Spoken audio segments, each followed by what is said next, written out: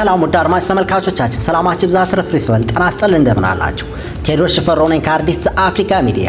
ዛሬም እንደተለመደው እጅግ ውብና ማራኪ የሆኑ የሥራ ዕድሎችን ይዤላችሁ መጥቻለሁ። አብራችሁን ቆዩ። በተባበሩት አረብ ኤሚሬት ውስጥ አዲስና ዘመናዊ የሥራ ዕድሎች በፍጥነት እየተከፈቱ ነው። በዱባይ፣ በአቡዳቢ፣ በቻርጃና ላይን የሚገኙ ድርጅቶች ከተለመዱ ስራዎች በላይ አዲስ ዘርፎች ላይ ተጨማሪ ሰራተኞችን እየፈለጉ ነው። ይህ ዕድልም በተለይ በቴክኖሎጂ በኦንላይን እና ዘመናዊ አገልግሎት ዘርፎች ለሚፈልጉ ሰዎች ትልቅ ዕድል ነው።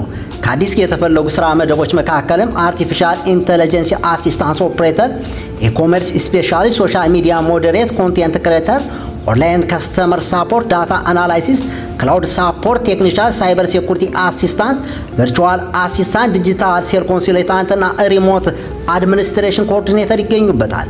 እነዚህ ስራዎችም ብዙ ጊዜ ከኦፊስ ውጭ ሪሞት ወይም ኦንላይን ለመስራት እድል ያቀርባሉ።